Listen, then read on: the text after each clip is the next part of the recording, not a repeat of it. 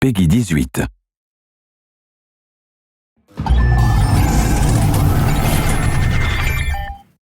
Hello everyone, I'm Colin Graham. I'm the animation director on Watch Dogs, and today I'm excited to present to you a vertical slice of the Watch Dogs free roaming experience.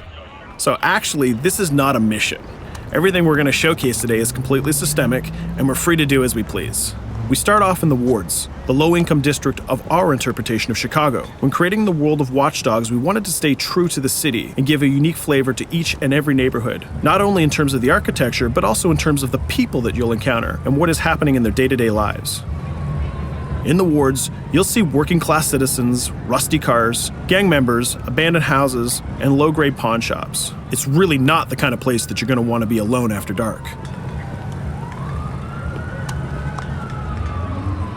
Nowadays, modern cities are increasingly managed by software, controlling traffic lights, electricity grids, and surveillance systems. In our version of Chicago, this management software is called CTOS, or the Central Operating System. The CTOS controls everything in the city, and it was created by the Bloom Corporation. Since the CTOS has been installed in Chicago, people get to work faster, the crime rate is dropped, and the communication networks are now more accessible and stable than they ever were before.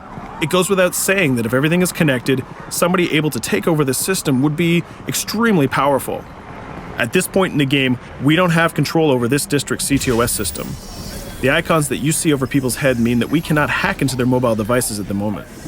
We need to find the CTOS control center, install a backdoor virus into the system to take control over all of the infrastructure in this district. There it is, the CTOS control center.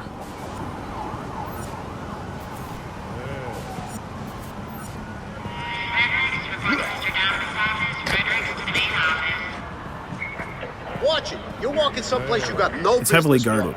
Let's see if we can find the server access codes from a distance. With cameras, we can explore restricted areas without being spotted, tag different guards, and access details on their lives. What the hell is she doing with that weasel motherfucker? It seems that Bloom employees all have a sort of shady past. There it is, the access code to the server room. Unfortunately, we can't access the server via the cameras. We need to sneak inside. One thing that was really important to us when we designed Watch Dogs was to fully support different player styles. Every situation in the game can be tackled the way the player sees fit. In this situation, we can go all out guns blazing, completely stealth without the guards ever seeing us, or we can hack from a distance without ever setting foot inside the restricted area. Let's hack this forklift. Aiden can use the environment to distract and lure guards. Pretty much anything you hack has multiple functions. So, for example, you could use this forklift to access the roof, or you could use it to create cover. Hacking in Watch Dogs is all about player expression. Let's set an improvised explosive device so we can hack it a little bit later.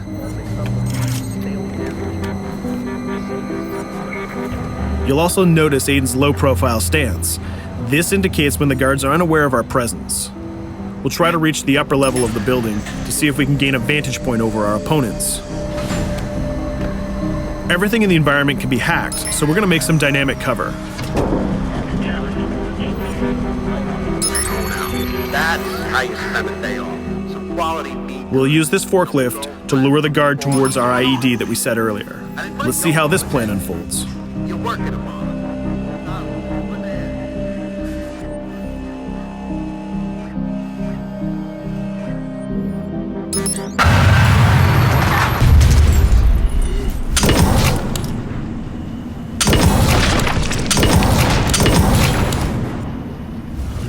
What you just saw is called focus.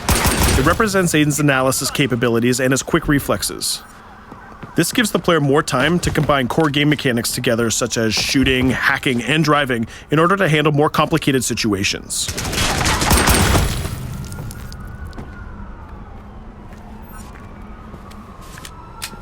Now we can access that control room.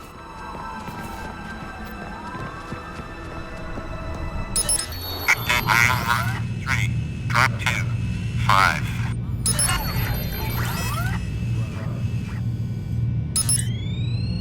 Now we'll be able to hack all of the devices connected to the CTOS within the districts. Thousands of cameras, traffic lights, the electricity grid, and most importantly, all of the citizen information profiles. We can also benefit from the Chicago Police Department Crime Prediction System, which uses facial and pattern recognition to spot potential criminals or potential victims.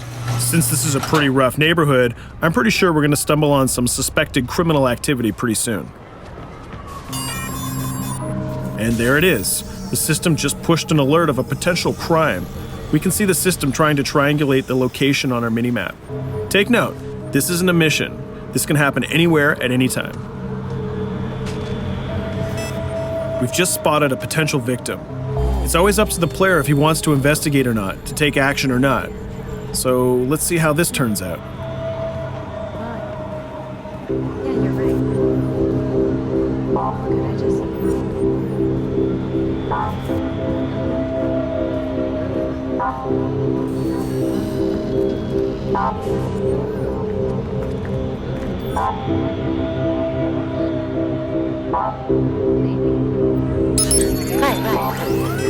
You think you're leaving me? Huh?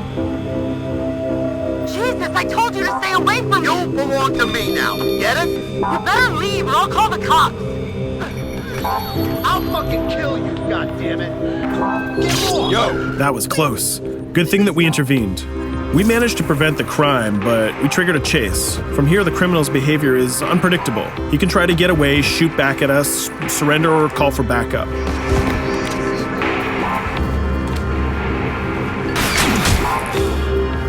It seems like he decided to get away by car. Let's chase him down. In Watch Dogs, we have a wide variety of vehicles. Each one of them has their own unique properties and handling. Let's see how we can use the CTOS to our advantage to neutralize this criminal and leave the cops to deal with him later.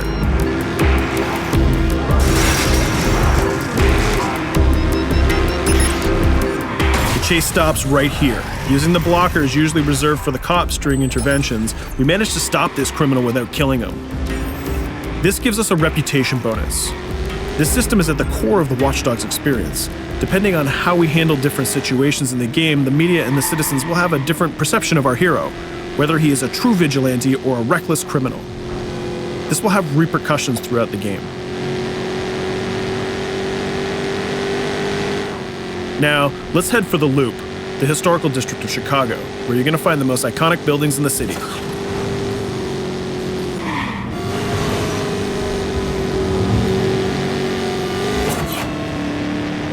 We're going to go to a gun shop to see what arsenal is available for players.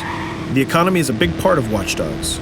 Players will be able to grow their arsenal with weapons and craft their tools in order to increase their power and their hacking abilities.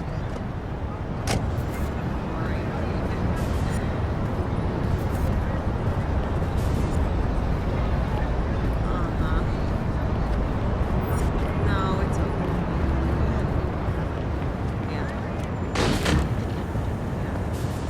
You will find all of the weapons that you would expect in a traditional shooter. Pistols, assault rifles, guns, sniper rifles, and grenade launchers, just to name a few. A lot of bullets were fired in our last encounter with the CTOS guards. Let's stock up on some more ammo. Finding everything.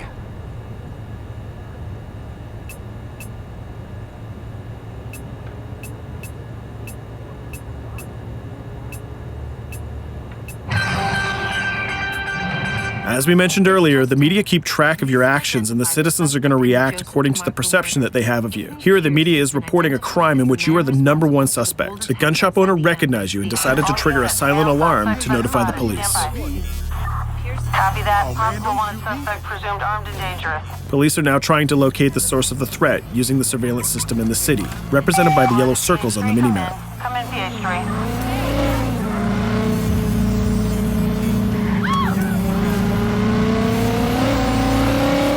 Aiden is able to stall their efforts by hacking into their communication systems while avoiding the scanning areas.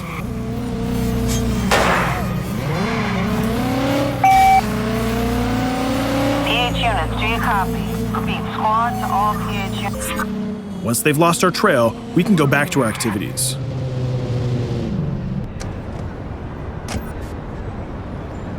One thing that Bloom did to win over the population of Chicago with the CTOS project was to install free Wi-Fi hotspots throughout the city. Free Wi-Fi is cool, but not very safe with someone like Aiden Pierce around. Hacking into this box is going to give us access to every device that's connected to it. So let's see where that brings us.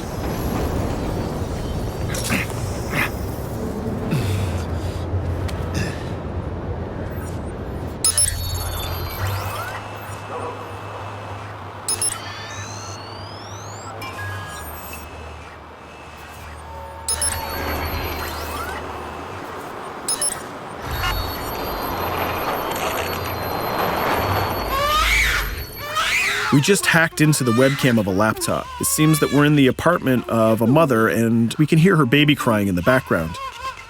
Her bank information is in her mobile phone sitting right there on the table in front of us. It's totally up to the player whether we decide to steal it or not. Of course, this won't affect our reputation because nobody can witness this action. Just like in real life, nothing is totally black or white, but rather many shades of gray. This is exactly the situation where we want the player to question his own morality. Let's go withdraw that money.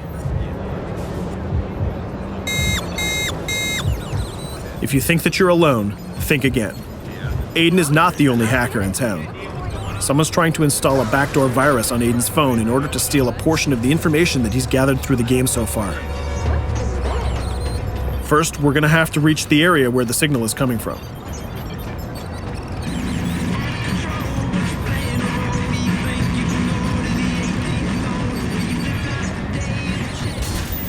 Using our profiler, we're going to try to identify the hacker before the installation finishes.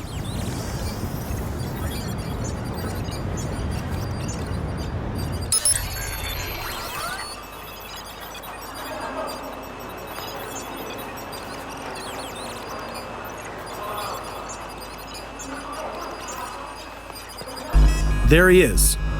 In Watch Dogs, things aren't always what they seem to be. This is actually another player that seamlessly came into our single-player experience. Let's not let him get away with this. We're going to teach this guy a lesson.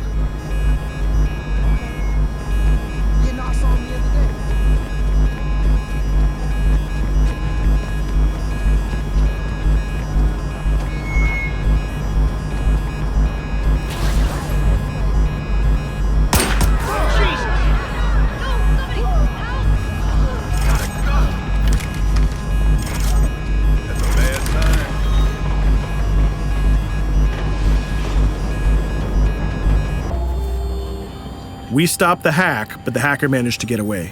I don't know about you, but we can't let this pass by. We need to retaliate. Using the grid, let's see if we can find that second player. There he is. Let's enter his game seamlessly.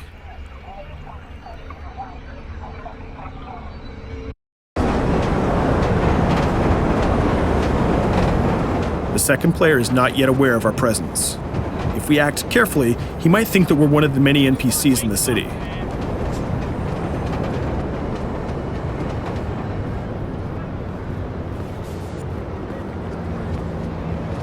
What was that?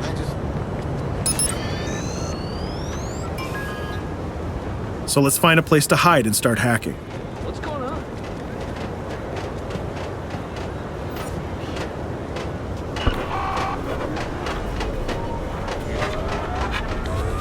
The second player has just been alerted that a breach has occurred on his phone. He's trying to find us using his profiler.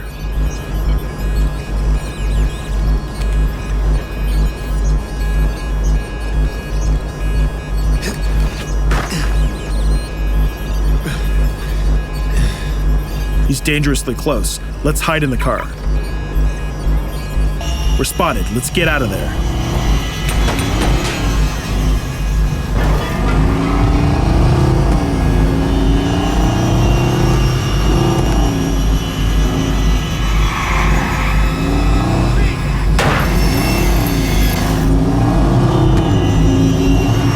Let's set up an ambush right here.